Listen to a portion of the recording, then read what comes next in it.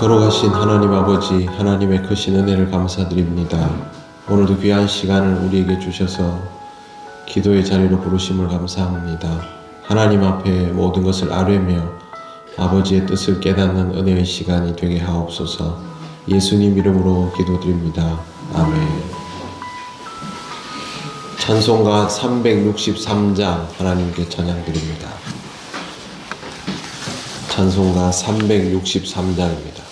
내가 깊은 곳에서 주를 불러 아뢰니 주여 나의 간구를 들어주심 바라고 보좌 앞에 나가니 은혜 내려주소서. 주가 죄를 살피면 누가 능히 서리요. 오직 주만 모든 죄 용서하여 주시니 주님 앞에 떨면서 용서하심 빕니다. 파수꾼이 새벽을 기다리고 바라듯 나의 영혼 주님만 간절하게 바라네. 이스라엘 백성아 주를 바라보아라.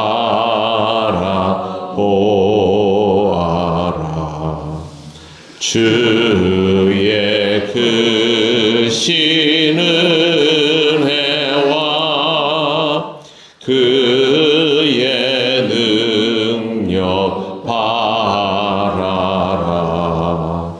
주의 깊은 은총에 우리 구원 있으니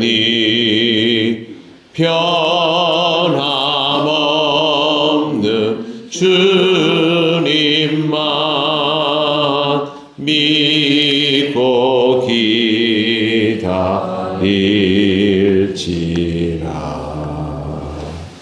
아멘. 하나님 말씀 골로새서 1장 10절입니다. 신약성경 324쪽입니다. 10절 말씀 다같이 봉독하겠습니다. 주께 합당하게 행하여 범사에 기쁘시게 하고 모든 선한 일에 열매를 맺게 하시며 하나님을 아는 것에 자라게 하시고. 아멘. 바울은 믿음의 사람이 하나님의 일을 감당하는데 무엇이 필요한지를 잘 알고 있었습니다. 그래서 골로새 교인들을 위해서 그들이 먼저 성령님을 통하여 지혜를 얻기를 기도하였습니다. 모든 것은 하나님이 주시는 지혜로부터 시작됨을 알기 때문입니다. 모든 것이 하나님이 주시는 지혜로움에서부터 시작된다라는 것을 우리도 꼭 기억하며 살아야 합니다.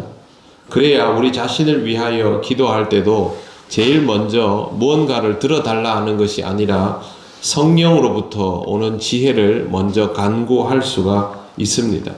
또한 다른 사람들을 위하여 기도할 때도 그 사람에게 성령께서 지혜 주시기를 먼저 간구할 수 있습니다.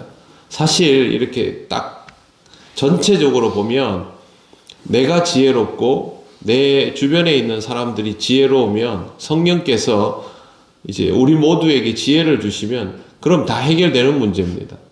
그 문제를 해결하는 게 중요한 게 아니라 우리가 그 문제를 하나님의 방식으로 보고 하나님의 방식으로 진행시키면 하나님께서 결과물을 내시기 때문에 우리가 지혜로우면 되는 것이죠. 그렇기 때문에 이 기도가 최우선 되어야 하고 바울이 이 기도를 먼저 하고 있는 것입니다.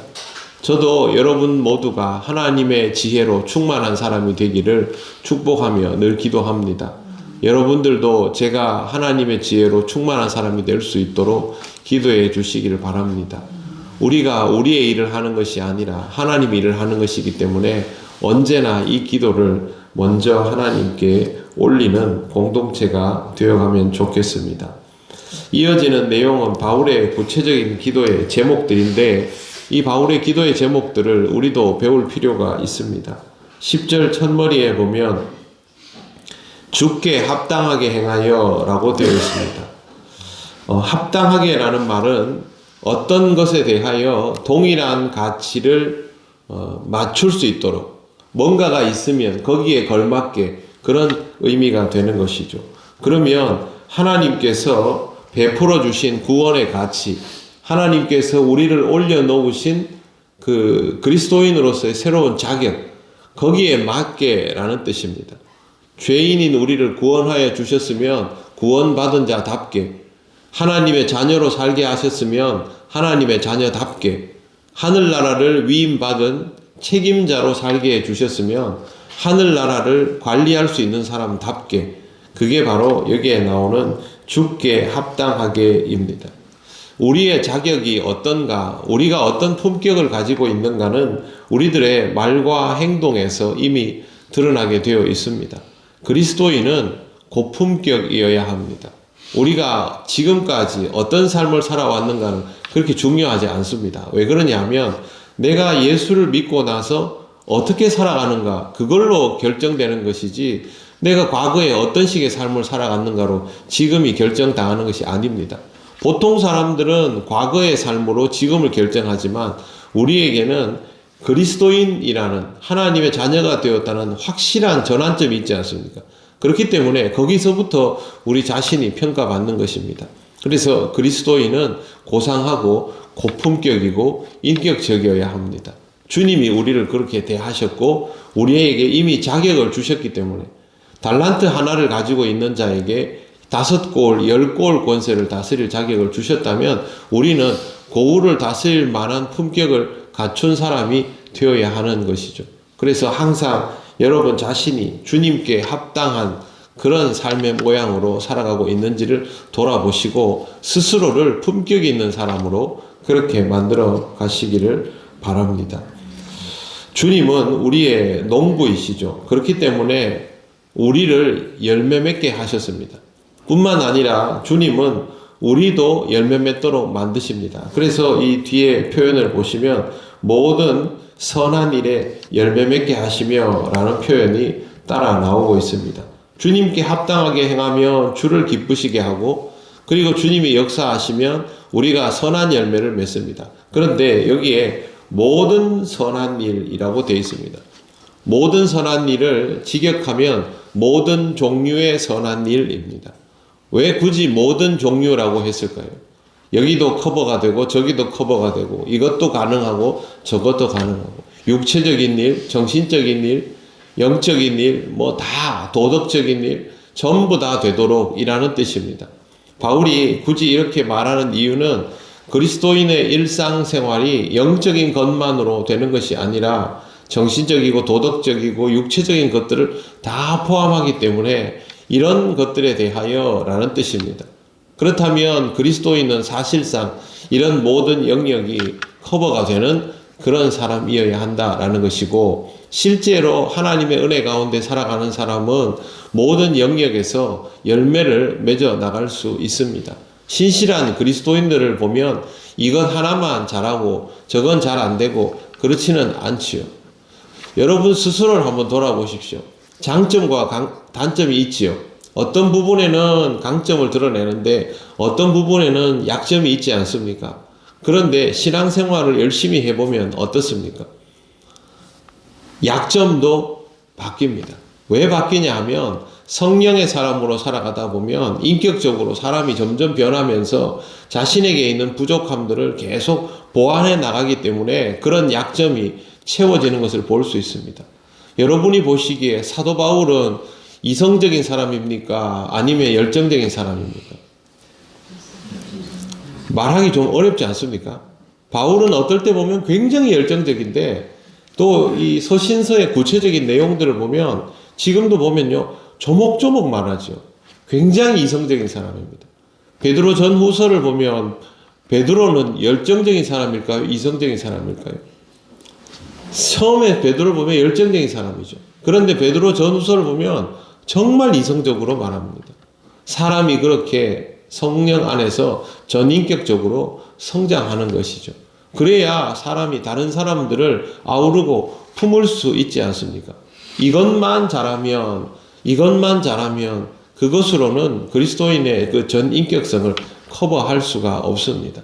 그래서 가슴이 뜨거운 사람은 머리가 차가워져야 되고 머리가 차갑기만 한 사람은 가슴이 뜨거워져야 하고 행동이 앞서는 사람은 그것에 뒤따르는 신중함이 필요한 것이고 신중하기만 하는 사람은 열정이 필요한 것이고 그런데 자기만 중심적으로 보면 이게 안 되지만 성령께서 그 사람에게 동기를 부여하시고 자극을 주시고 말씀과 기도로 깨닫게 하시면 우리는 우리 자신을 돌아보면서 자기에게 있어서 부족함과 연약한 부분들을 계속 채워나가게 되고 그것이 바울과 베드로 같이 이렇게 열정적이면서도 냉정한 사람, 이성적이면서도 동적인 사람, 그런 사람으로 전인격적으로 채워나가는 것을 보게 된다라는 것이죠.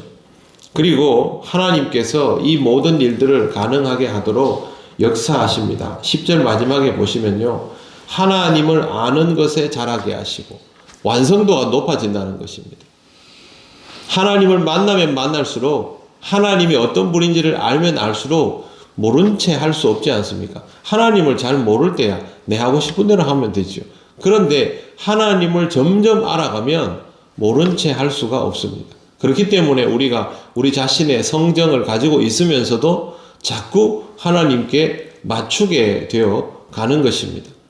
바울이 그냥 기도 제목이라고 쭉 열거하는데 그냥 하는 게 아닙니다. 이 편지를 읽는 순간 골로새 교인들이 바울은 이런 기도 제목으로 기도하는구나. 우리도 이런 기도의 제목이 필요하구나. 그렇게 받아들이는 것이죠. 그래서 우리가 이거를 사실은 컨닝을 하는 겁니다. 우리도 같은 제목으로 기도하며 신앙의 성장을 이루기 위해서 여러분 하나님 안에서 합당하게 행하시고 하나님을 범사에 기쁘시게 하고 모든 선한 일에 열매를 맺어가며 하나님을 아는 것이 자라는 심령이 되시기를 바랍니다. 여러분이 인격적으로 성장할수록 여러분 주변에 있는 사람들도 당연히 좋겠지만 누구보다 여러분 자신이 복된 삶을 살아가게 될 것입니다. 오늘 하루의 삶도 그렇게 채워지고 성장하는 은혜를 누리시기를 바랍니다. 기도드리겠습니다. 하나님 감사합니다. 골로새 교인들을 위하여 기도하는 바울을 보며 우리의 삶 속에 어떤 기도가 필요한지를 깨닫게 하시니 감사합니다.